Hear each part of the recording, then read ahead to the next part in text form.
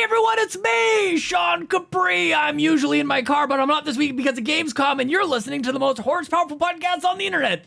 It's the Xbox Drive. I'm on a Skype call with my friend Ryan Turford. He's the man on the moose, and holy crap, we've got so much Halo news to talk about and Gamescom and all the things. So jump on into the Xbox Drive. Boom! No power greater than X.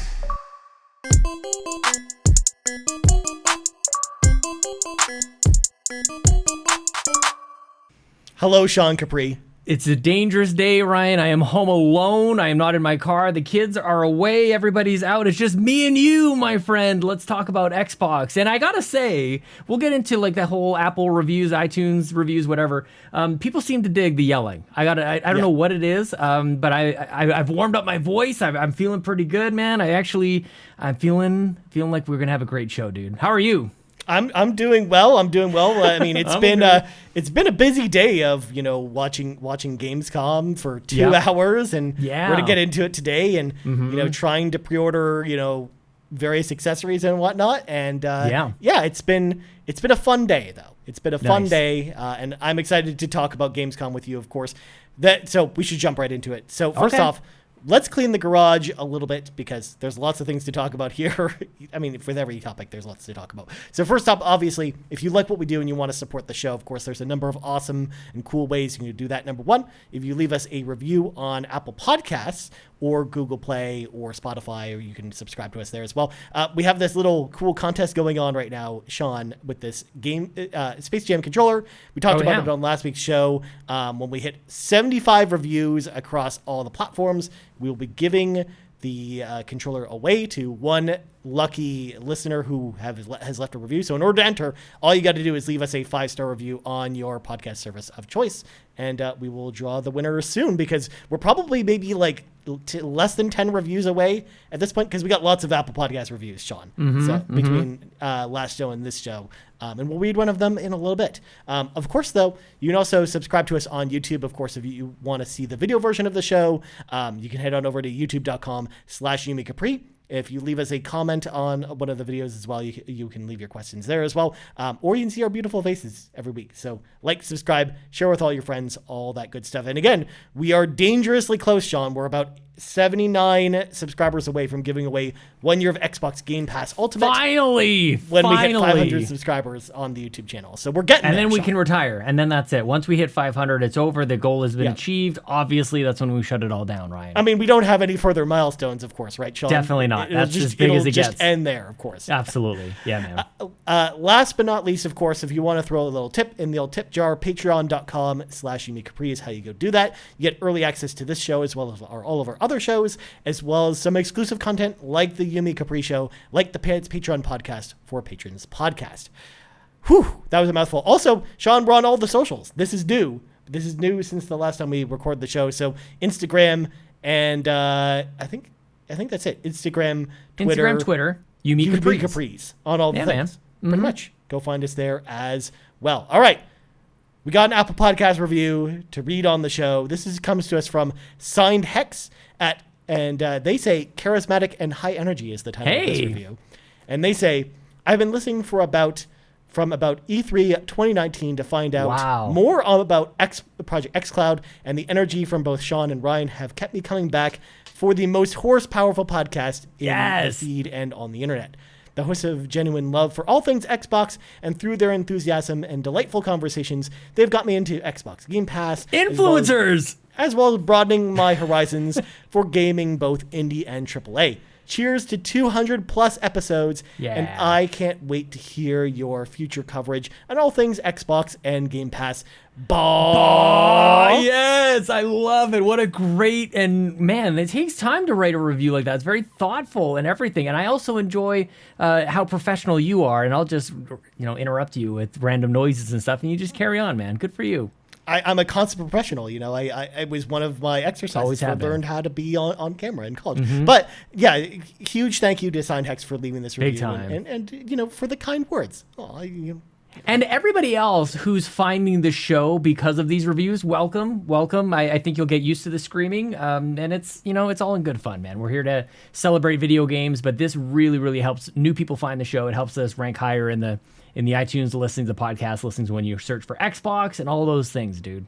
Absolutely. And I do want to say as well, like I mentioned before, we got lots of Apple Podcast reviews. So even though we're reading just SignedHexes today, we're going to actually be reading them over the next couple of weeks. So just because you didn't get yours read right now doesn't mean we're not going to get to it over the next couple of episodes. It's in the queue. Yeah, exactly. So we'll go through those as we go. Last thing on the docket, Sean, Halo Saturdays returned this week because we played with a bunch of friends from the community over here on Twitch channel, twitch.tv/Sean Capri. We usually play every Saturday, 10 p.m. Eastern Daylight Time. Yes, that's for you, Jace, so you don't correct me in the comments.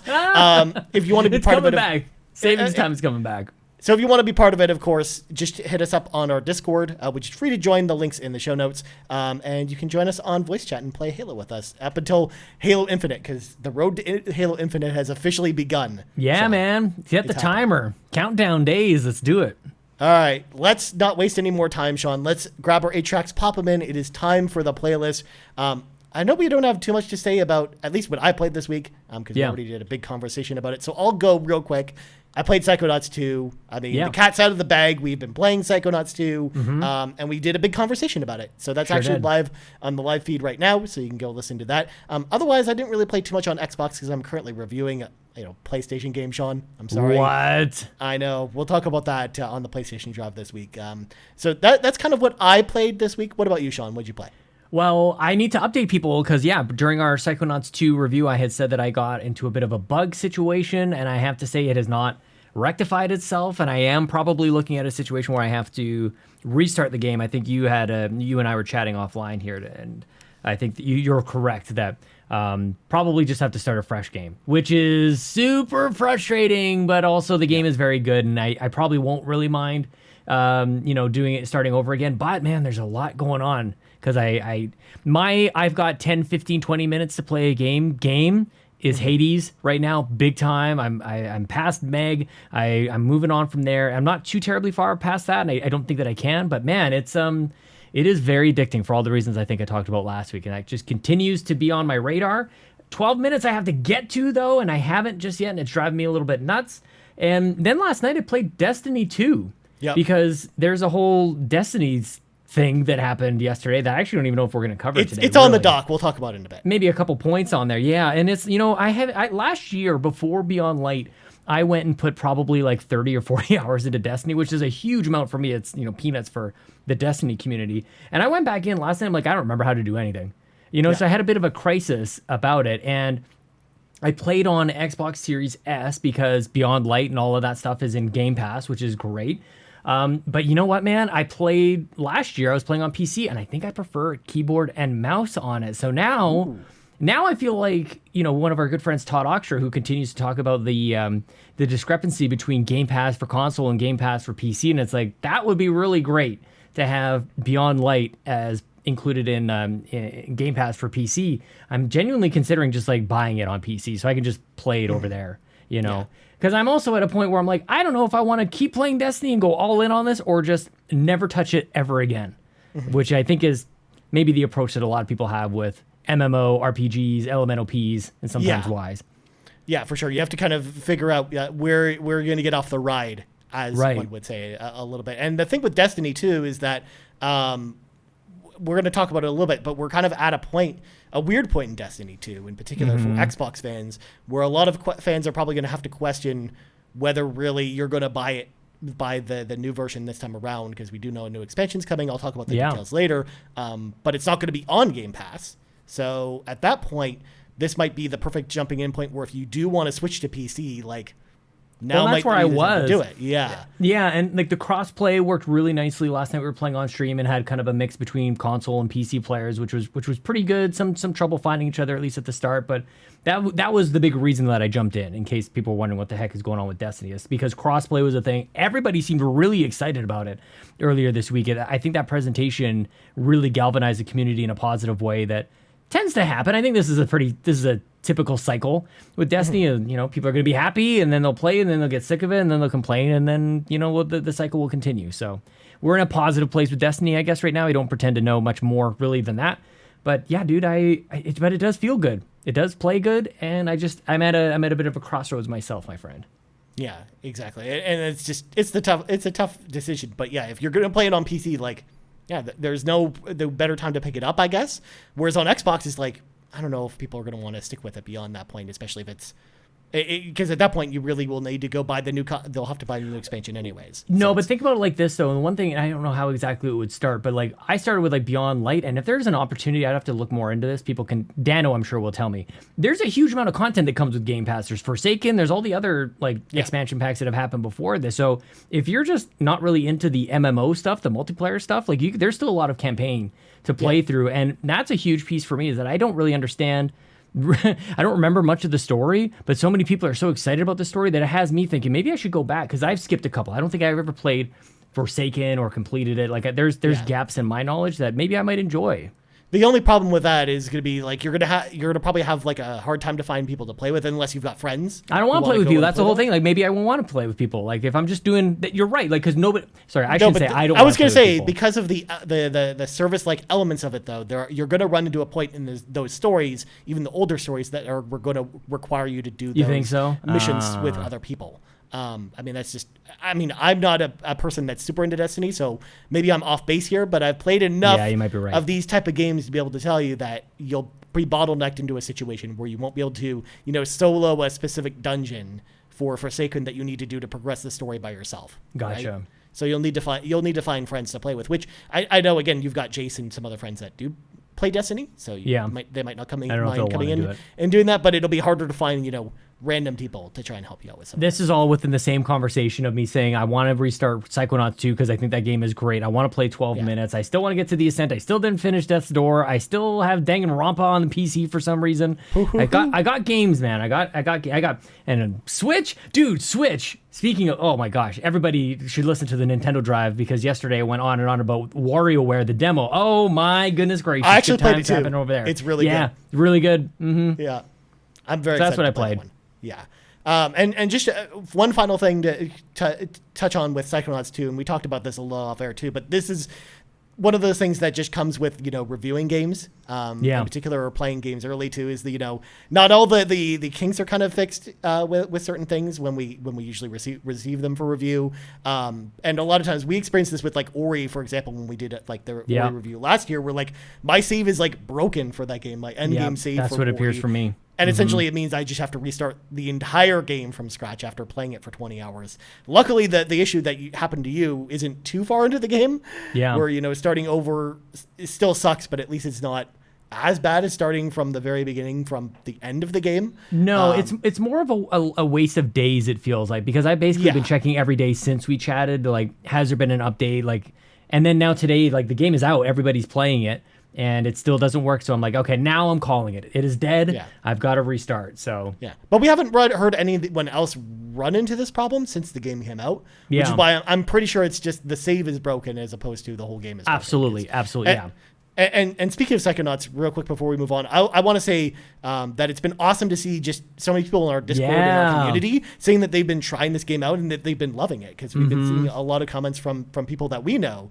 That have been trying it out, because we were both very high on Psychonauts. Yeah. And I'm glad that people are at least trying this game, because I was a little bit worried that maybe even though it got like really good reviews after the game came out, that people might still be hesitant to try it because it looks kind of weird. But I'm glad people are giving it a chance, because I definitely think it's one of this year's best games, and you should be trying Psychonauts 2 if you haven't tried it already. But enough about all that, Sean. We got to get into some of this breaking news, because the news doesn't, read itself, Sean. We got to actually go through this. So, Sean, we're going to start with the top story. I'm doing a top story for the first time. We usually do them kind of in like chronological order of when they happen, but we're starting with the newest and the biggest news story probably in Xbox land over the last month. Halo Infinite finally has a release date. It will officially release on December 8th. A new headset, an Elite version 2 controller, and a limited edition console will all launch alongside the game as well. There's also a bunch of different accessories from Razer and a bunch of other companies. However, this comes out of a bit of a cost, because the 343 announced earlier this week that essentially there will not be co-op campaign at launch, and there will not be Forge mode at launch. So those are being moved into the different seasons of Halo Infinite, which, according to 343, will usually last about 3 months per season. So in season 2, we're going to be getting campaign co-op. So it sounds like the campaign co-op has really just been delayed by like 3 months, maybe. But it's not at launch, and then another 3 months later, approximately, we'll get the inclusion of Forge mode, essentially, because it's going to be added in season 3. So Sean, Ryan, big announcement today during opening night live. First of all, I can't believe that this was not in the Xbox presentation, but we'll get to that a little bit later. Yeah, but there's lots to unpack here, man. Where do you want to start? Because so there's a couple things on the consoles and everything. The console that is, and actually pre-orders are available now, apparently. Well, they were.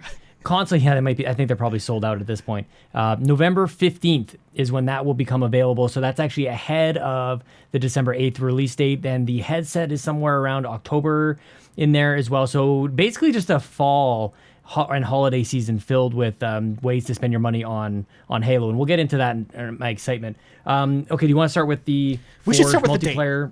Oh, the date. Okay, nice. Yeah. So what do you think about December 8th? Do you think that's a good time for this game to come out? Because I've heard mixed things today, Sean. It feels late. Now, I will say, I think I've kind of catered my Twitter timeline, so I haven't seen a lot of complaints, but I might have just muted all you guys by now. I think might be part of it. But you know what? That's not surprising to hear that people are upset, and I don't have a lot of like, everything's going to be great things to say here either. I think that the late date is one thing. I think I think it ties right into the thing that we're kind of dancing around here too, is the no co-op for the campaign and no Forge until it's 6 months later and 3 months for the co-op campaign. It's all not great.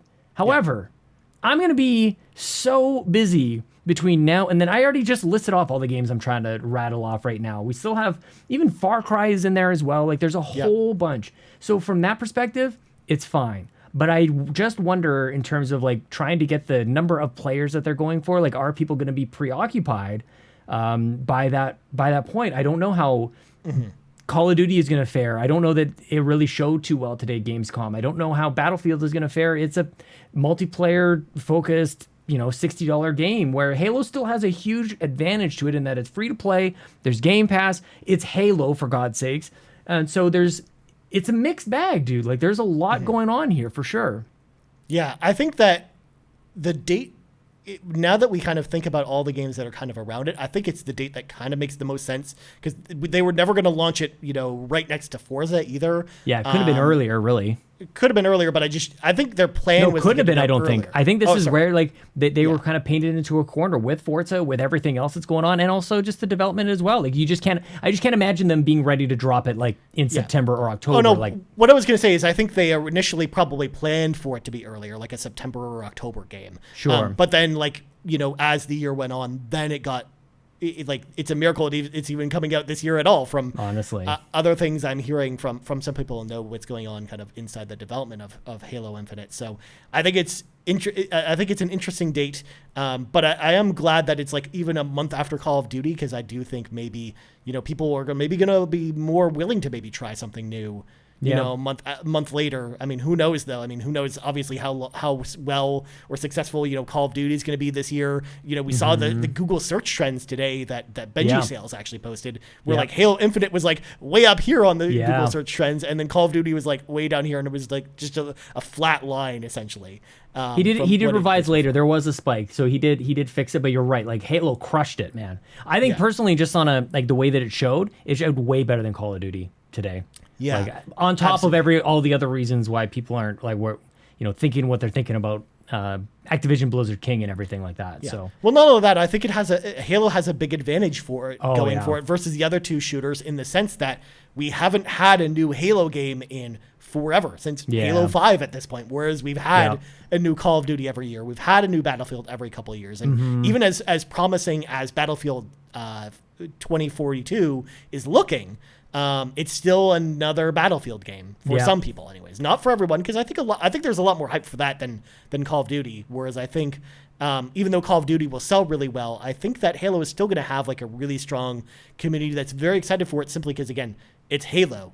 it's back, and people are just excited in that sense that it's gonna feel fresh. I think in the same way that whenever Grand Theft Auto, like a new Grand Theft Auto game comes out, because usually there's years and years between Grand Theft Auto games, and it kind of builds up this level of hype that it's tough to match for other games. So I do think that this is probably the case with Halo Infinite, that I think it's going to be, a big hit this holiday, even though, again, December 8th seems like kind of a weird date, but it gives Forza room to breathe, I think, which I think is probably the biggest advantage it's got going for that game. And yeah, I think it's probably the best time we could probably hope for. But sure. I will say, what about the co-op thing? Well, that's what I was about to transition to. I think I will say, though, that even though this is a good date, part of me wishes maybe they would have waited for the co-op campaign, because I know it's a big part for a lot of people, and that would have meant, the game would have come out in February or March, which I don't necessarily think would have been a bad thing. Yeah. Some people might have looked at it as a failure, because it would have essentially meant, the second time this game would have been delayed. Yeah.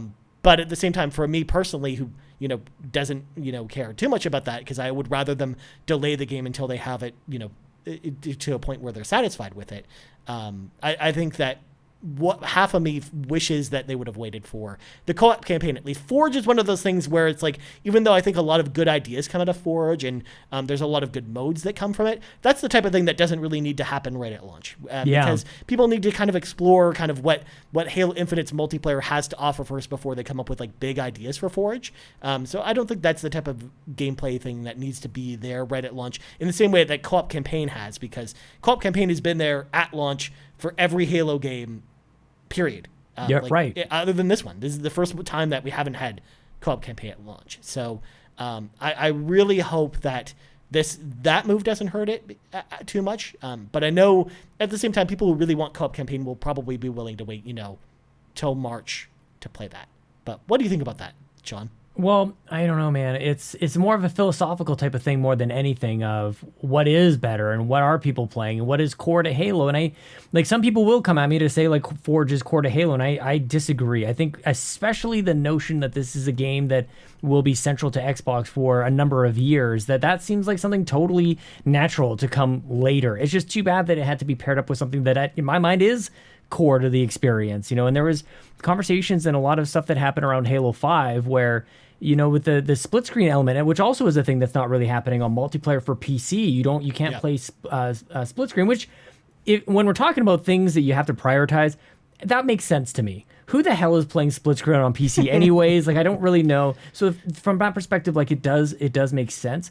For me, it's more just like, what is the public perception on Halo? And I think this dings it a little bit. I would really like to play, Jason Lacey and I played Quake. I don't know if I mentioned that. Jason Lacey and I played Quake 1 co-op, and it was awesome. Like, playing co-op is excellent, and that really stings. I think the reason that they didn't give us a date is only because they couldn't tell us the date of the launch day of the game itself.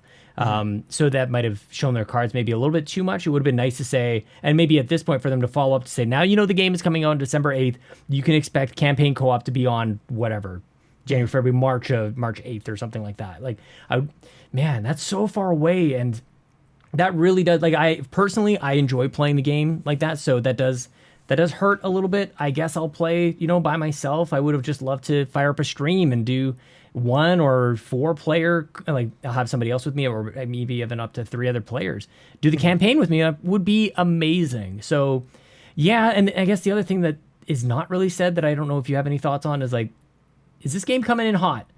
What is the experience going to be like on December 8th overall? And my hope is just that through this prioritization that they've clearly had to make some tough choices on what to put forward first, my hope is that it all pays off so that what we do play on December 8th is solid. That's really what I want. And it gets away from what's right, what's wrong, what hurts, what doesn't, what's the perception. It's just whatever we get on December 8th is, I think, as long as it's good. But man, I don't know how you can't be just a little worried at this point. It's a late date. They've tried to eke out every possible hour out of this extension. So I'm not sure. I as excited as I am for Halo, I've got to be cautiously optimistic about what shape it's going to arrive in. Yeah, I honestly felt the same way about the campaign in particular. The multiplayer I'm actually pretty sure is going to be totally fine. It's going to be awesome. There might be some server problems day one with the influx of people, but that's to be expected. Not probably. But especially because we've heard so many people, play the multiplayer and they've had a great time, combined with the fact that it sounds like we're going to get another chance to play it soon because they're doing more test flights. Yes. And the fact that all they've really shown us pretty much of the game this year is the multiplayer. I'm still very surprised by this. We still haven't seen an inch of the single player campaign yet for this game. Not since one Craig. thing. Since Craig. Since Craig. Yeah. Because I mean the trailer we got today was another multiplayer like trailer for like but kind of the setting of the story for multiplayer. Right.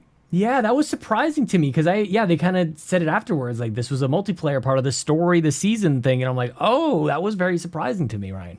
Yeah, so I mean, that's why I'm worried about the campaign. Is we're in late August. They just announced the release date for the game. They had a new trailer for it, but they haven't showed us even like a cinematic trailer for the single player yet. Yeah, there's been literally nothing. And I mean, they did show some cinematic elements when they showed off some of the accessory trailers, which we'll talk about the accessories in just a second here.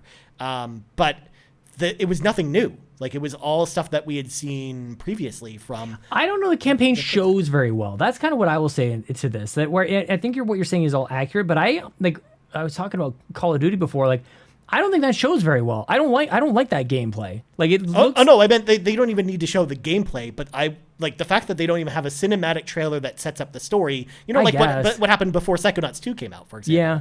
Or what we see with a lot of games. But then that's where people go show me gameplay. Like that's why true. I kind of jumped to that is because people default to like if you don't show me gameplay, then it's not worth seeing. But you're right. There's a story, there's a setting to be kind of set up there. But then also we've been deceived by Halo on that front before, so maybe be careful what we wish for. Yeah. I remember seeing story gameplay for Halo 5 and going just like, man, that doesn't translate well. At least it just doesn't excite me. And most gameplay for single player campaigns doesn't really like wow me because that's not how I play games. I don't like, ooh, look at this thing over here and then slow pan over here and then, perfectly shot. Like it's hard for that to translate. And that's kind of just what I'm trying to say here is I don't know that I need to see it. Multiplayer is the focus. It's the thing that's going to grab as many people as possible. And then also, some people were having some conversation, I think, about where Halo showed up at Gamescom this week. It was not on the Xbox stage. It was on Jeff Keighley's stage, which I will go ahead and say, I think that was the best move for it, Ryan. Xbox fans tuned into the Xbox thing. Video game fans turned into Jeff Keighley's thing today. I thought that was absolutely the right move. I thought that yesterday. I thought it especially when it showed up today as we record this. I don't know if you have any thoughts on that, but I felt like that was the best move they could have done on it. Yeah, honestly, it was a perplexing move when we came away from the Xbox press conference yesterday at the time. They could have teased it, though. They should have teased it. They should have said, oh, by the way, yes, we know we're not showing you Halo Infinite here, but tune in tomorrow for Jeff Keighley's thing where we'll show you Halo Infinite. Yeah. I think that's the type of thing they should have done because you're right. I think there were more eyes on Jeff Keighley's thing. So, way more. It makes more sense to put it there. The only thing, obviously, that it kind of suffered from is it was kind of in the middle of the show and it kind of got drowned out by a lot of the other stuff that was shown there in a lot of ways. But at the same time, I know people were really excited. I think it stood out big time. I thought the rest of the Keighley show was middling at best. I think the Xbox show yesterday was poor, to be honest, and it probably could have done a nice job to save it. But I thought it really, really stood out among maybe just a couple games that we'll get over here. But yeah, dude, I thought it was the best move. I also think it's really interesting that basically when Jeff Keighley takes the stage, Xbox is going to show you like a console or something. That's where the Series X was originally unveiled and everything like that. So yeah, we got a couple of nice commercials in the middle there where it was a bunch of Halo commercials showing off like the new 20th anniversary logo for Halo, which I thought looked really cool. Yeah, man. And then the new console, which we should talk about a little bit. Remember I called it? Do you remember I called it, Ryan? Remember was it last week or the week before? It was 2 weeks ago. Although you called a date. You did say that we were going to get a date at Gamescom for Halo. I did. So pat yourself on the back every once in a while, man. I was definitely wrong about the console. I really could not believe that they did a new console. Yeah. With the shortage that they've had. Like that's what kind of kills me. But then I saw I think his name is Lobanez. I don't know if I'm pronouncing it correctly. He's like kind of like the Canadian Wario 64. Yeah. And he had tweeted out something that I thought was interesting, which was that we have barely seen Series X's come up lately in to buy here in Canada. Yeah. And it sounds like maybe they were kind of partitioning some of the supply to do this like Halo limited edition console. Which, yeah, man. Sean, I don't know if you tried to get one of these today, but they were literally gone in less than 10 seconds on the Of course they were. Of course they were. Good, Like, good. That's what it should be. Like, it's a limited edition console, and good for the people who got them. It sucks that there's probably some sort of scalping thing that went on about it. But yeah, man, that's awesome. That's exactly what this game needs. And by the way, the console looks great. They really could have screwed it up. I do think that the Series X, just the form factor of it, lends itself really well. Of course, we've all seen Xbox Pope's designs that he does on it. It's just like, that thing is just waiting for this and more like it, dude. Yeah, and I would totally buy that controller too if you could buy that. Oh, the Elite 2. Really cool. So, what do you think about that? Like, we're not getting. It doesn't seem like we're getting a Series 3 Elite controller at any point because they seemingly they could have launched it with this. They chose to go with now the what is it? A couple of years old at this point. This model. This is what they're going with. It looks really good. I will say, man. I think did I say this on this show or the Psychonauts at some point? My Elite Series 2 is kind of going, dude. It's out of warranty at this point. My left bumper is going a little bit. And my A button has been gone for, not gone, but going for quite some time. So that honestly has me holding off a little bit on this version. Mm-hmm. And you're not the only person I've heard that from, which is the main reason why I didn't rush out to go for this either. It hurts to say it because I want it. Yeah, I mean, if this design was an Elite Series 3, or if it was on a regular controller, I'd probably go buy that controller. Right, which is a different controller with the console. Like, it's just a regular Series controller, different design. You have to wonder, too, if they're going to sell that separately away from the limited edition console, or if that's the only way to get that controller. Oh, my gosh, there's so many things to buy. Well, that was what I was insinuating too. Like, of the two, I would actually go buy the one that comes with the console versus the Elite design one. But you're right. I'm curious to see if they'll actually sell it separately. It hurts me to say that, man. I don't like, steering people away from something if they want it or they're excited about it or anything like that. But it's expensive, and it is a thing. I'll say the same thing about Joy-Cons. Like this, it's a thing that some of these are not holding up, and that really stinks.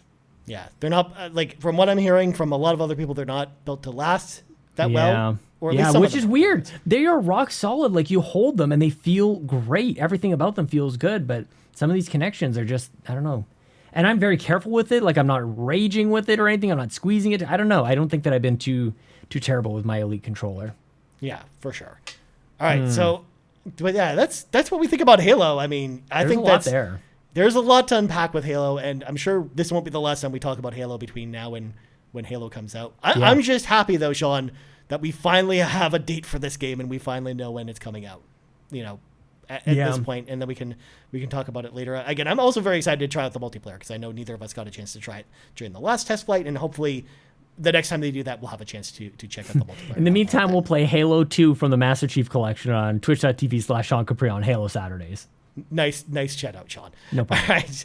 Well, we should talk about the other Xbox announcements. In fact, Sean, I'm going to go out of order on the dock because even though I put the opening night live stuff first, I'm actually going to segue over to the Xbox Gamescom's showcase roundup first. Right. Because we got a bunch of stories there, and then we'll circle back to opening night live. So first on the docket, and we're not going to cover everything that they talked about here. For the most part, they gave a lot of updates for games that we already knew about, which they told us ahead of time that's what we were going to do. So we're not expecting too much, but we got some cool announcements from here, including one that I didn't actually expect to get from this showcase, which is Xbox game streaming comes to Xbox One and Series X and S this fall. Sean, I couldn't believe that they were actually announcing this year. I thought this was much farther away. I can't believe it's coming out this fall, and they had a great trailer with some people that we kind of know. From the interview. I was really surprised to see Sarah Daniels. Who I know from We the Gamercast. So yeah, I thought that was pretty cool to see them on there. But more than that, Sean, what did you think about the prospect of playing Series X and Series S games on Xbox One? I mean, I have to think about like the numbers. I would love to see like how many people are still playing an Xbox One. And I think it was I was playing Destiny yesterday with Jace and Dano had pointed out like there's an estimated 6 maybe 7 million Xbox Series consoles out there right now, and then 40 million Xbox Ones out there, something like that. So as soon as they start to think about that, I'm like, yeah, I've moved on to Series consoles, but like there's 40 million people, maybe 30 million people who haven't quite done it just yet. And so from that perspective, it's like, that makes a lot of sense. That's really exciting. A good friend, neighbor Matt, is still playing on his VCR Xbox One, and I think this will be really interesting for him.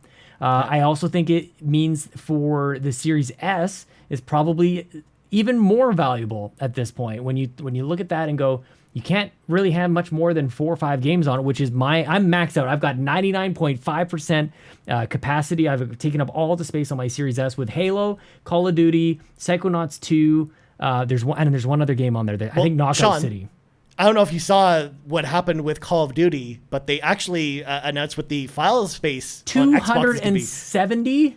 270 gigs for Call of Duty. That's basically the entire Series S hard drive. Unacceptable. I don't know, man. That's a whole other thing. But yeah, that is absolutely ridiculous. And of course, I never have all of Call of Duty installed all at once. And same thing with Gears 5 allowed you to kind of partition it a little bit there. But I do think you can now get a Series S $299 in the US, and you can stream games. You don't have to worry necessarily about, you can try a game out without having to download it. I really think that once people get their hands on it, which they could have with their phones, they could have with their PCs, but the console is where the heart of the fan base is right now, and people will get to really try it, and also maybe even have a hardwired internet connection, which should also help with the overall experience. But anybody who's been there with I would love to play that, but I'm not going to be able to download that 30 gigabyte game in any short order, or an update, or all those trials and tribulations that happen. This solves a lot of it. So I'm excited for people to get their hands on it so they could stop arguing about the hypothetical of is xCloud good or bad. So just try it. So now more people than ever are going to get their hands on xCloud, and that's probably the thing I'm most excited about. Yeah, especially this might put an end, Sean, to the thing that we would run into on so many Halo Saturdays where the Master Chief Collection's 100 gigs and people are like, oh, I forgot to update. Well, I guess I can't play this week. So this will hopefully eliminate that, where they'll be like, you know what, I'll just stream it instead, instead of waiting for this giant patch to come in, and just so I can play with my friends. I think this is a great move, and I think there's a couple of good things about this. So number one, the fact that this is for Game Pass games, I think is going to be a big thing, because a lot of times you're checking out a game on Game Pass and you're not sure if you're going to like it. So this is the way to try out a game before, setting aside a part of your hard drive to go download it. Yeah. Especially if it's a large game or something like that, you can stream it first, see if you like it, and then decide to download it from there. I love that flexibility that's there. But yeah, I also think it can't be understated that giving the ability to play Series X only games on Xbox One, I think is going to be a big deal. Because, I think, especially Xbox over PlayStation, which I never thought I'd be saying going into this generation with all the talk we had before the Series X came out. But next year is really where we're going to start seeing the big turnover. Yeah. We've talked about it on the show a bunch of times where a bunch of games for Xbox specifically were being announced for Series X and S only. Like when Starfield comes out next year, Sean, they're not going to be able to play it natively on Xbox One. It's going to be a Series X and Series X exclusive. But now that opens that game up to so many more people that maybe can't afford a Series X or S next holiday, and maybe or maybe holding off for some reason. So yeah, I think that this is a really good move, dude. Or even the optimizations that have happened on Series X that people haven't been able to experience if they're on other consoles, like the fast loading times, the 60 frames per second for the games that they're already playing. Like you just get this. It's a free upgrade. It's crazy. That is, when you think about that, which I'm only just doing right now for the very first time, is there's the exclusives that aren't available, but then there's the loading times being that quick and that snappy it cannot be understated. And just think about when you went from having a digital library to going from, your physical library, having to get the disc, pop it in, everybody who can identify with how inconvenient that is, oh my gosh, I can't go get up and get another game. It's kind of like that with downloading another game. I think people are really, really going to start to click into that. What you do with Netflix is I scroll down, click, click, click, click, click. That's my game. And you have your library is hundreds of games instead of just what's limited to your hard drive. All those things are going to start to add up, because I think all that people really are focused on is xCloud, and they might have some preconceived notion about what that experience is, but you just have to kind of dive into it, honestly. And even myself, I think I'm going to be surprised at just how much more convenient that is and how much more I'm going to rely on that when I just want to jump into a game, because already with fast load times and all of these enhancements, I'm finding my game time is enriched. Like, it's way better this generation than it was last generation because I'm not waiting around for stuff anymore. Yeah, for sure. And yeah, I'm very excited to see how that's going to work. Obviously, the latency is going to be, kind of the deal breaker for some people. We'll be watching it. Mm-hmm. So I'm interested to see how that's going to pan out. But yeah, and we don't have data caps, you and I. Like, that's another thing worthwhile. Like, that's why we're pretty high on it. I don't have data cap. So bring it on, Phil Spencer. Yeah, exactly. Well, we got some other things that we should talk about here that came from this showcase, including more controllers, Sean. We got a Forza Horizon 5 limited edition controller. It's very yellow and a bunch of neon colors and stuff like that. It sounds like Rage 2. It kind of looks kind of like it was from Rage 2. I think you hit the start button and Andrew WK wants to party. Yeah. Dude, I think this is the best controller that's ever been made. I think it might. I'd have to look at it side by side with the Sea of Thieves one, which I'm not the biggest Sea of Thieves fan, but that controller they made for Sea of Thieves was gorgeous. This is right there with it.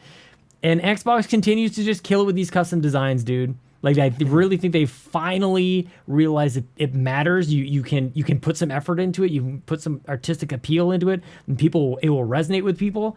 Oh my God, man. And I'm already excited for Forza Horizon 5. And they do this. Like, I am looking for Forza Horizon to have, like, the game itself, I'm looking for it to have some pizzazz, some attitude, some character like Forza Horizon 3 did. And this controller maybe gives me that little bit of excitement that perhaps it's there, man. Which it should. It's in Mexico, for God's sakes. Yeah, I think the design of this controller is pretty cool. I don't know if this is the type of controller that I would want myself, because I'm not necessarily a fan of like all these colors kind of jumbled together and kind of being this like Rage 2-esque controller. Oh, but so I can respect the craft behind this one. I can definitely, game respects game with this one, Sean. Okay. It's kind of like transparent, isn't it? Like kind of translucent. You can kind of almost see like through it a little bit, almost like the 64 controllers of past. Yeah, they did with that with a lot of Xbox One controllers. So good. It's kind of got this translucent design to it. Like, I'm personally more of like the fan of the two Halo controllers that we saw versus this one. Yeah. But I can definitely understand why people are excited about this. Yeah. One. So I mean, I got the Master Chief and Spartan lock controllers from the Xbox One era, and I actually I know people don't really love lock, but I thought his controller is better than the Master Chief's controller. I'll put that # Team Lock, Sean. Hashtag Team Lock. Mm-hmm. Team Buck. Let's go. I actually had that controller too, Sean. I actually had the lock controller. All right, and then the last stories that we got from here were a bunch of announcements. So Crusader Kings 3 comes to Xbox Series X and S this fall. That was a game that actually came out on PC last year, and it was actually one of the highest rated games of last year on Metacritic. Wow. But I literally know nothing about this game because I didn't look into it too much because I don't have a PC. So I'm glad that it's coming to console and Game Pass. So I'm actually excited to try this one out. I've heard really good things about it. So big time. There's that. They also announced that all future Humble Bundle games will actually be releasing day and date on Xbox Game Pass. I guess they have some kind of deal with Humble Bundle to kind of release all their games. All Humble Bundle? I knew that the games that they showed were all Humble Bundle, but we talked about it in an Xbox Wire article afterwards. Unreal. That's how we got Dodgeball Academia, and that's going to continue with all of their future titles. Oh, that's the other game that I've got on the go. I played like an hour of that, dude. It's so cute. It's so I love that already, but I haven't played much of it to really say much more than it's on my docket, man. Golly. Yeah. Well, speaking of December, The Gunk, which is the new game from Image Informed, is also releasing this December. They didn't give an exact release date in December. December 8th. They just said December. So who knows when? Maybe the same week as Halo. Also, that'd be bad. I forgot during our Halo talk, Sean, Dying Light 2 is actually out the day before Halo's out. It's going to be fun. Right. December 7th and December 8th. We're never going to get Donnie Reese to play Halo Infinite, Sean. I'm sorry, the dream's dead. Well, maybe there's co-op in Dying Light, isn't there? It probably has co-op. I think it does. Damn it. Okay. So conflicted. And it opened up the Xbox show, so I thought that was interesting as well. Yeah. I mean, overall, too, on that show, not as much on the Game Pass front. They did the Humble Bundle thing, which I think was probably the biggest get. But they basically just showed us everything they had at E3 on the 27 or 30 games were day and date. Yeah, pretty much. And then the last thing that we got on the docket here, Wasteland 3 is getting its final expansion called The Cult of the Holy Detonation on October 5th.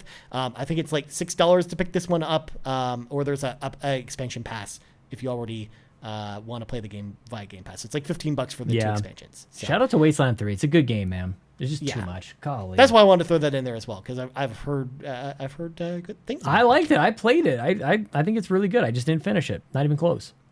For sure. When do we finish games, Orion? I don't know, man. I don't know. Well, let's get into these Gamescom opening night live announcements from Jeff Keighley's show. Again, it's kind of like the Xbox showcase, though. I would say probably half that showcase were things we already knew about. Right. Or there were a lot of game announcements where they didn't actually list a platform. And I looked for information before we started recording today for like anything that's coming to Xbox, and like I just couldn't find platforms for half the games that were announced there. So we're going to cover off the 4 releases, the 4 updates that I kind of highlighted here that we know are coming to Xbox, and we have at least some kind of concrete information about them going forward. Also, there was a lot of PlayStation stuff there too, and a lot of weird awards as well. Like Infinite won an award, Sean. Whatever. I don't want to talk about it. It's a whole thing. All right. So first up, and this first announcement got me really excited. Saints Row is getting a complete reboot, just called Saints Row, which will launch on February 25th, 2022. It takes place in a completely different city that's almost like modeled after like Las Vegas, with a bunch of new characters, some new Saints this time around. I thought the trailer looked kind of goofy and in all the right ways that kind of Saints Row is, and I'm a big fan of the Saints Row games, so I've been waiting for a new Saints Row game forever. This is made by Volition, who made the original Saints Row games, and I am psyched for this one. I'm just really excited to see what the gameplay is going to be like in this game, but I'm very excited about this. Sean, I know you're not a huge Saints Row fan, but do you have any thoughts about this? Well, we've got another copycat from Saints Row. They're going to do a remaster just after what did we just talk about with Grand Theft Auto? I see how it is. Well, it's not a remaster. It's a complete reboot. Whatever. It's close enough. They copied the homework and changed it just enough so it doesn't look like too close. But yeah, whatever. I'm mostly joking. But yeah, I don't know. I have too much to play for Saints Row to hit my radar right now. Makes sense. I'm very excited about, but that timing's not good, especially when we heard about some of the other dates here. I'm just like, oh no. Yeah. I fear for Saints Row safety, despite the fact that I'm excited for it. Safety. Next up, Marvel's Midnight Suns, what's announced, is an XCOM-like Marvel game coming to us from Firaxis, who makes XCOM, where you team up with a bunch of Marvel superheroes to take down vampires. It is coming out in March of 2022. Apparently, you create your own character called the Hunter in this game, and you kind of like you're not a superhero yourself, but you team up with a lot of the other Marvel superheroes to then kill vampires, and it's got this like dark tone to it. And apparently, you're gonna like build up your relationship with the other Marvel superheroes in like this Persona-esque way, where you'll do some of like side activities with them, like hang out with them or do different things with the other Marvel characters, and you'll become more friends with them. Apparently you can't romance any of the other characters. They've confirmed that, but you can be very good friends with them. That's what Firaxis said in an interview after this was announced. Sean, what did you think about this trailer? Because I thought this looked really cool. The trailer looked really cool. I wasn't sure until really that it showed it was Firaxis who's making the game, that it became pretty clear to me on what I can expect here. I thought I was, and actually kind of hoping that it might have been more like a Marvel Ultimate Alliance. Of course, Wolverine to me like stole the show on this front. In 6 days, according to the website, midnightsuns.2k.com, the gameplay reveal is in 6 days, 18 hours, and 28 minutes from right now. Because IGN's doing this whole gameplay reveal for this in a week. So good. Check that out there. Marvel needs a game. They need almost like a rebound after what is Avengers right now, for better or for worse, or whatever people's opinions on it right now. I just think overall it's not the best. There's mixed opinions maybe between you and Luke Lore, and I haven't played it yet. I don't know. Matt and I talked about it on the PlayStation Drive because we both played it, and he was also meh on it too. Yeah. So I just want Marvel games to be good. I really liked Marvel Alliance from back in the day, and the one on Switch is fine. But yeah, this is not that. But I'm totally cool with it. I want all genres to be represented with Marvel. I think that's awesome, dude. Yeah, I think that it's also a genre that I think is probably going to work well with Marvel too. So, definitely. Yeah. I'm very excited to see what this looks like. And again, I like the darker tone to it, and the fact that you're again hunting vampires, I think, is just a really neat idea for Marvel. That's something we haven't really seen in games before. So I'm excited to play as Blade. That's what I was just going to say. I was going to ask a dumb question. I'm like, was that Blade or is it just another? No, Blade was in the trailer. Okay. You didn't miss that. Okay, thanks. it'll substitute the idea of, because we never got a Blade video game back in the day, Sean. We just got Blade the movie on UMD, but that was about as long as the soundtrack is in there. Anybody who's in their late 30s will remember that soundtrack really well. Yeah, for sure. All right, next up, Teenage Mutant Ninja Turtles Shredder's Revenge was shown. They added April O'Neil as a playable character. Yes. And she looks really awesome. However, she does. The bad news is the game has been delayed until sometime in 2022. So, because originally it was supposed to come out this year, and we just have no release date, just a year. But .emu with their games, a lot of times they announce the release date like 2 weeks before the game comes out. That's kind of always been their style. That's what they did with Streets of Rage, and I imagine it's gonna be the same thing here. But this looked awesome. April looks like an awesome character. And I think you're on board too, right, John? Oh yeah, well I was watching over at the trophy room. They were streaming it, and they kind of hinted like we're gonna add a new character. I'm like, and I'm in the chat with capital letters like April O'Neil's coming, and then our good friend Marcus O'Neill shows up. See, it's a sign. Marcus O'Neill's right here in the chat, and April O'Neil's coming, and then she shows up, and I'm like, she looks awesome, and she looks like she can kick some butt. And I remember trying to get the action figure back in the day in the late 90s. April O'Neil. Oh my God, this is awesome, dude. I'm so excited for this game. If you're not, then like check your pulse. It looks really good. Every time I see it, I'm like even more impressed with it. So that's a game I'm also very high on. Definitely. And, I'm very excited about it. And then last release date that I wanted to touch on here, Jurassic World Evolution 2, which is the sequel to the Jurassic Park theme park builder, will launch on November 9th. So same day as Forza. Rough timing on that, man. Get out of there, Jurassic Park, because you're worthwhile. That's a good. The first one is good, and just it's not November time for that. No, that's gonna be a rough launch. Like the first one, I think actually ran with a good, had a really good release schedule. If I remember correctly, I think it came out like over the summer, and the year it came out like a couple years ago. Yeah, that sounds about right. Mm-hmm. Whereas this one in the fall, I don't know. Yeah, get out of there. Mm-hmm. Yeah, especially with not just Forza, but every other game. Like it's out like a couple days before Call of Duty, or a couple days after Call of Duty. It's just like, come on, guys. All right, and last piece of news that we want to talk about this week. The Destiny 2 stuff, Sean. We should talk about that because there was a Destiny 2 event that happened earlier this week. So Destiny 2's new expansion, The Witch Queen, which was announced a little bit later, but we finally got a release date for it. It will launch on Xbox One, Series X and S on February 22nd, 2022. And additionally, starting today, Destiny 2 is fully cross-play across all the platforms, which of course you alluded to a little bit earlier with kind of the things that you were talking about as well. So Destiny 2, also the expansion, which kind of ties into what we talked about with Saints Row, that's coming out the same week as Saints Row, Sean. Wow. So just another game on the fire of that week. It's going to be I think Horizon, too, in PlayStation Horizon's as well. that week, too. Yeah. Oh, my God. And then probably Zelda. Breath of the Wild 2 has got to be right in there as well. I don't know. I think Breath of the Wild 2 is probably the end of next year. That's a joke, of course. And, it's just, just because the last time with Horizon and Breath of the Wild. But, yeah, man, it's crazy. Like, Destiny, it feels so good. It's going to be I'm curious to see what's going to happen now that it's kind of going up right alongside like Halo in a certain way. We're going to be, I think a lot of us are going to be playing Halo for probably a year, and they basically had their entire existence not having to worry about, or consider Halo when you talk about Destiny. It's like, kind of got a generation off, basically. You had Halo 5, of course, but a lot of people don't count that. And so it'll be interesting to see what happens there, man. But like I said before, I'm interested. I kind of want to check Destiny out. Of course, it feels really good. And it's also a different... I put those two together, obviously, because of the Bungie connection, but they really are, I think, different games. I'm going to be really curious to see what kind of transition and transformation Halo takes this time around. But at least from the core of it, Destiny is that MMO RPG, and I don't know, as far as a games as a service model, how much of that we're going to see in Halo Infinite, aside from the continuous battle passes and season passes and things like that.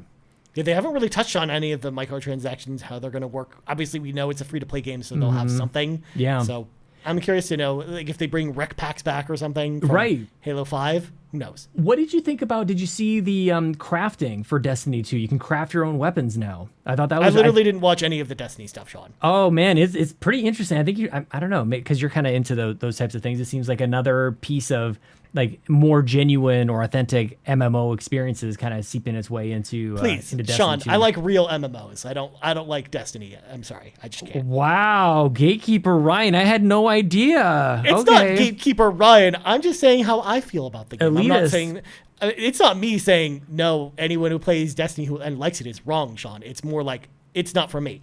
It's We'll let the audience decide what Ryan I've played every single expansion for Destiny. I've never been able to get into it, and it's just not my thing. So I totally get why people like it. Yeah, for the reasons you have alluded to. It's got the MMO-esque grind to it, and it's got worlds and lore that people care about. Yeah, and it's just, even though I don't care about it, it's cool that people do. Sean, see how I turned nice save. Yeah, nice save. Yeah, that's pretty good.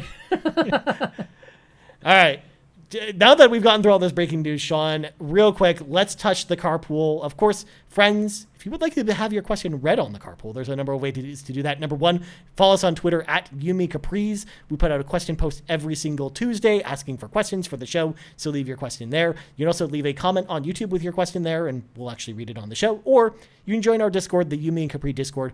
Leave your question on the Discord itself, and we will answer it as part of the show, just like Geek Made Designs at Geek Made Designs did. And they ask 2 burning questions: all-time favorite video game, and what's your controller of choice?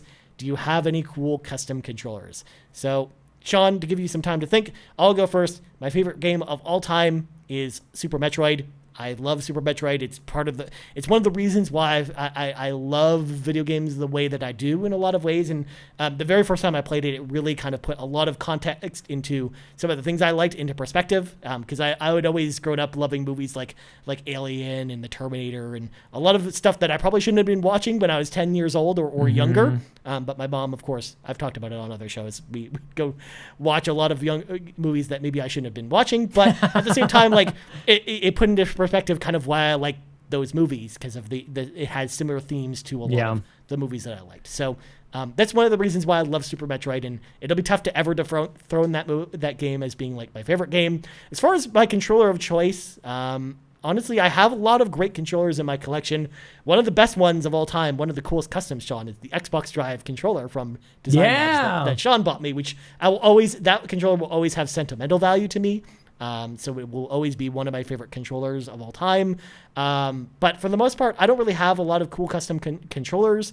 So I don't really have a good answer to this question, unfortunately. Probably my favorite one was I don't know if you remember this when Halo 3 came out, Sean, but Todd McFarlane did these specialty series controllers for Halo 3 that had these really cool hand-drawn comic book style designs on them. I want him to do everything. He should just design everything, man. I'm even a fan. I know nobody knows who the Edmonton Oilers are, Ryan. Yeah, that's where I'm from. And Todd McFarlane did their third jersey a number of years ago. It's you knew I was about to bring that up too. Oh, it's so good. It's so I really like that. I regret that I don't have one. It makes me think of George LaRocque, and that makes no sense to most people. What do you think? I want to do the dating game or the newlyweds game. What do you think I would say for my favorite game ever?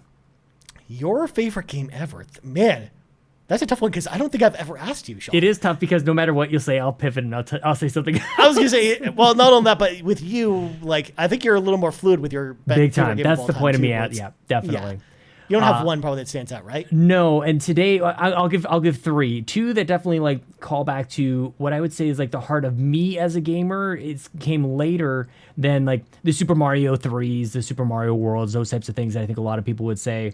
But for me, it was the game Unreal, the original, what the engine is now based off of, was massive for me to play that game. I will always have a special place in my heart.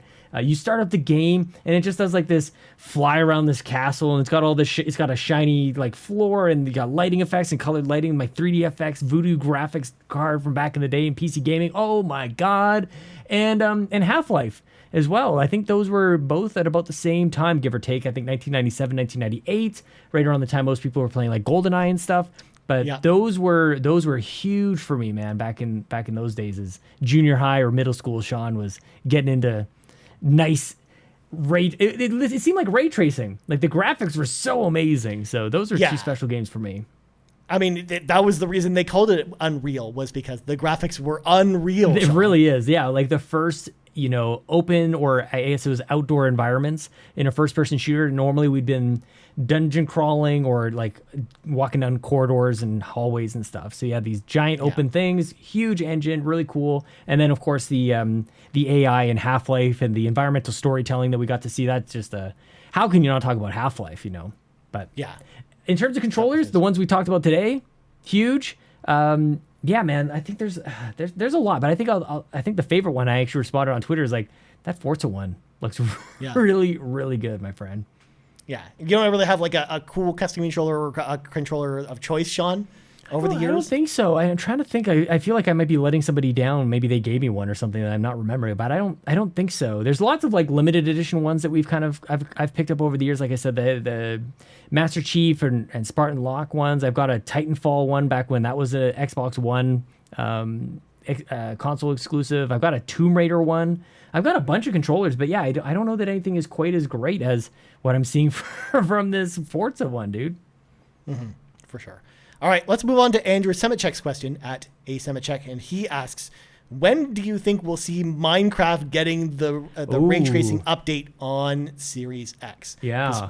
I'm assuming it'll come at some point, because, I mean, it's on PC. As far as when, I don't know. I don't think this is a tricky question because it really could just show up any day on like a random blog post, I feel, on the Xbox Wire. So, honestly, I can't really give you a window. Maybe this fall, but I'm leaning more towards next year. But who knows? It's Minecraft. When is Minecraft going to be on Game Pass for PC, for God's sakes? How is that not a thing? Yeah, I don't know if it'll ever be a thing, Sean. Just like Destiny on PC Game Pass, I don't know if that'll ever be a thing, especially that because that's moving away from. But it's first party. It's Minecraft. Like it's such a. This question really just highlights like what a weird space Minecraft exists within the Xbox sort of pantheon. Like what the heck? Yeah, I mean that's the thing. They kind of just tend to do their own thing. They don't really work alongside the Microsoft schedule of things weird. As far as releases. So. Who knows? Mm-hmm. With this question, I imagine, my guess would be sometime next year. But I'd say within a year. Yeah. Who knows?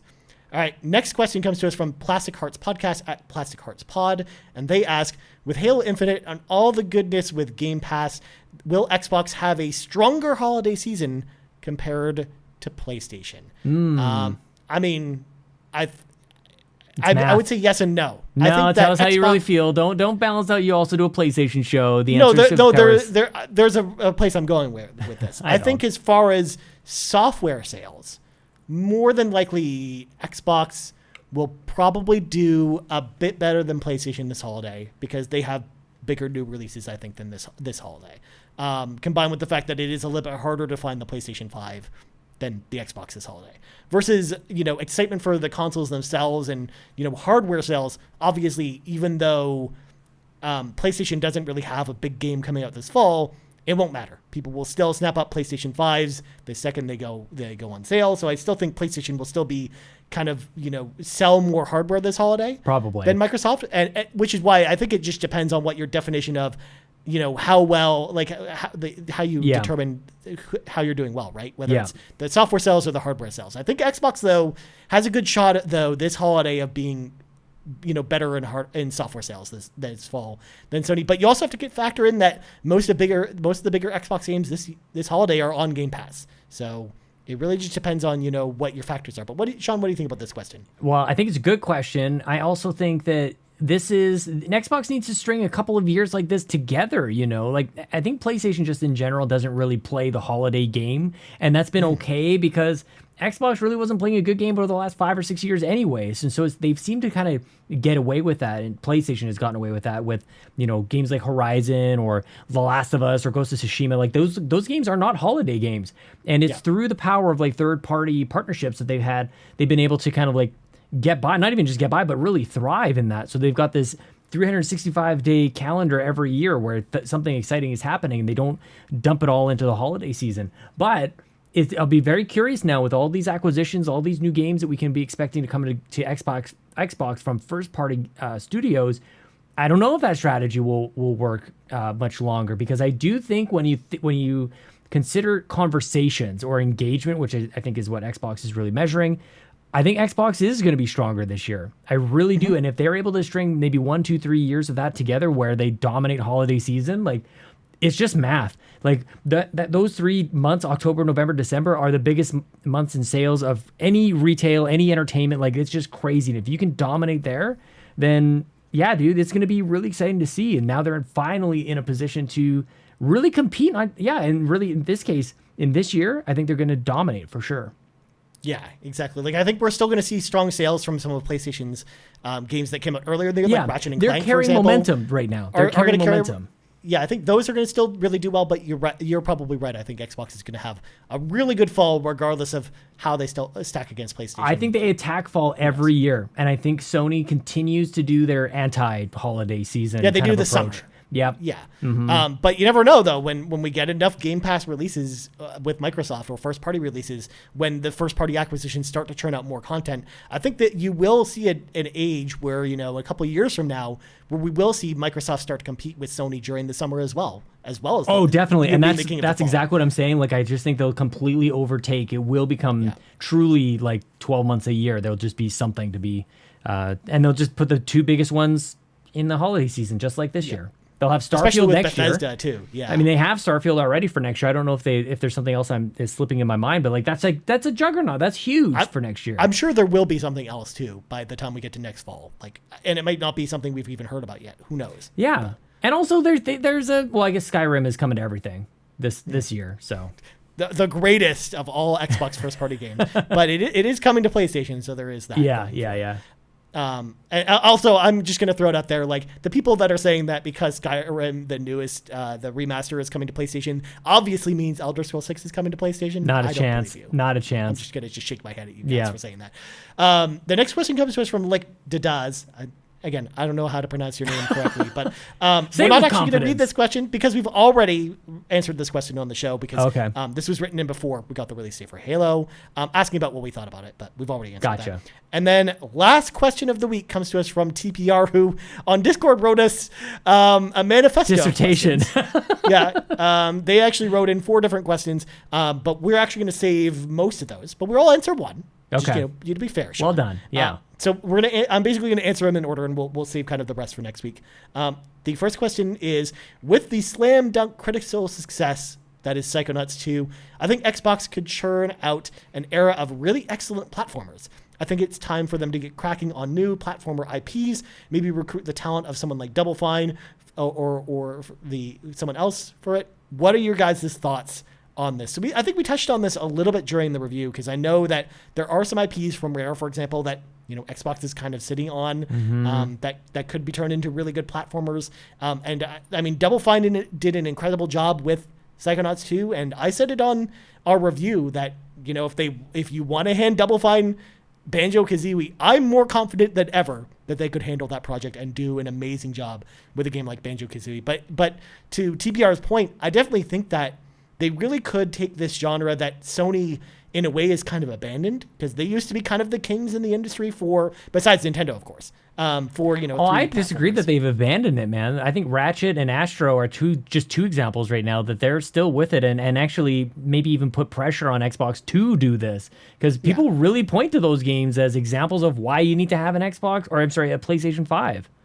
I only meant abandoned in the sense that besides those 2 releases, we haven't really had many 3D platformers from Sony before that. Sure, really, and I just put that up against like what's on Xbox.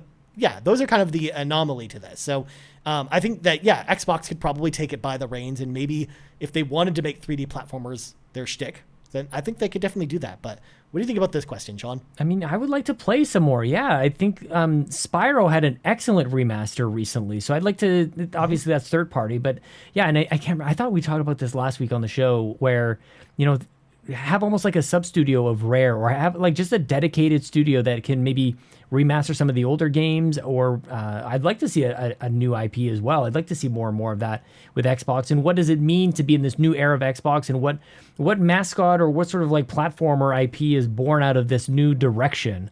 I think that could be really interesting to see. So yeah, I think it could be easy to go, do a Banjo-Kazooie. Let's see like Conker come back and stuff like that, which I would agree with. But I'd also think that Xbox feels new and fresh, and it might actually be the perfect time for something new and fresh to come out of that genre. I think it's a mistake to not have it, to be honest with you. Yeah, even if they don't go all the way down the route of assigning like 3 or 4 different studios to doing 3D platformers, I really hope that with the success of Psychonauts 2 that they really, to your point, kind of continue going down 3D platformer train, and we should. I hope we see more of them as well. Like Super Lucky's Tale, for example, is another one that was like a really good 3D platformer as well. And Yooka-Laylee is the one I'm going to go to, man. Yooka-Laylee, at least the 2D side-scrolling version of it, the Impossible Lair is excellent. So Platonic, snatch them up, man. Especially because like Rare is so invested with Sea of Thieves now and kind of doing their own thing. Like it doesn't sound like Rare really, like current Rare, really wants to do a lot of 3D platformers. So I think that's when you start bringing other studios to kind of capture that genre. Plus, it gives Xbox that one market that Phil always talks about that they're missing, which is family games. Yeah, like family first-party games. In particular. How do you reach 2 billion gamers without that in your lineup? You know, so I actually kind of, with that said, I just think that everything else that they've done is so in line with that overall strategy that I almost would say, like, I'd be very surprised if by this time next year we don't see something on this front, like a major move in the 3D platformer world or the mascot world. Like, I do think there's going to be something big there to address that. I think is a giant gap in their lineup. Also, I would be shocked. I would dare say shocked, Sean, if in the next 2 years we don't have a new Banjo-Kazooie from someone. Oh, interesting. Yeah. I'm very confident that especially with just how nostalgic people are for Banjo-Kazooie, them leaving that IP untouched for that long, I think is not something they're gonna do. So they also don't want to just throw it away, kind of like Battletoads, though. Like I feel like Battletoads, that could be another one too. Mm-hmm.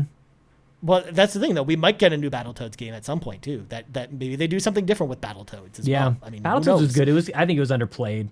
You know. Yeah, I think so too. Like I when I reviewed it, it was a game that I thought was, again, like kind of weird and out there in the same way that Psychonauts is, but I also had a lot of fun with it. It would be good as a re-release now. It's just at the tail end of the last generation, and nobody cared about Xbox last generation. It's that's the thing. If you just think about what it was like to talk about Xbox this time last year compared to now, it's like, to me, and maybe I'm just in a different world than other people, to me it just seems completely different. Mm-hmm. For sure. All right. Sean, we got to go, but before we go, Sean, plugs go. I would really love it if people checked out my Nintendo podcast called The Nintendo Drive, which is very similar to this, but we talk about Nintendo, and it's with my good friend, Console Kato, so you can check that out on podcast services or at youtube.com/Yumi Capri. And of course, you can find me on Twitter at Sean Capri, Sean like Connery, Capri like the pants, and I'm returning to streaming, twitch.tv/Sean Capri. Give me a follow and a subscribe or whatever the heck you do on that thing, and ring the bell. I think that tells you stuff too, Ryan. Yeah, exactly. As for me, you can find me on Twitter at Ryan Turford. You also find us on Twitter at Yumi Caprice. You can also find me on a couple of other shows that I should plug. Of course, the PlayStation Drive with Matt Sowinski, where we're going to have a very interesting week there because we're going to talk about a lot of the news we talked about here, plus a review of Ghost of Tsushima Director's Cut. So look out for that. Plus the RPG Cave, where I talk about RPGs each week with Garrett Bland. We've got an MMO conversation coming out this weekend, and then next week we're doing a big conversation about the Tales series, which of course Tales of Rise, big game coming out soon, and we're doing a whole retrospective on the Tales series coming out soon. So check us out there on the RPG Cave. So for Sean Capri, I'm Ryan Turford. This has been episode 204 of the Xbox Drive, a supersized episode of the Xbox Drive, I might add. And we're out. Ball. The last time that we ever did a really long episode, somebody had asked us if we could give them a heads up about the long episode, and I'm not entirely sure how exactly we're supposed to do that, aside from the fact that you can look at the amount of time on the podcast when you look up the podcast and download the podcast and listen to the podcast. The Xbox Drive is fueled by patrons at patreon.com/Yumi Capri. And from the bottom of my heart, I am so grateful to the nearly 70 patrons who support us each and every month. With special thanks to our Capremium producers, Dallas Ford, Lee Navarro, the fearless leader of the Phoenix Overdrive Extra Life team, and Jonathan Brown, the man behind the music on the Xbox Drive and the Nintendo Drive. You can support Jonathan Brown at youtube.com/GamingPurpleMonkey. Our platinum producers, Robbie Bobby Miller and Trucker Sloth, and all of our gold members, Argo, Benji Kong, Brendan Myers, Dallas Robbins, Dano, Emily O'Kelly, Foolish Fuji, Heather Boney, James Johnson, Dr. Doom, Joel Brooks, Jose Jimenez, Mac Time, Marcus O'Neill, Mr. and Mrs. Nasty Boots, RJ Kern, Skinny Matt, and Xavier Reyes. If you'd like to support this show, go to patreon.com/Yumi Capri and choose the Patreon tier that works for you.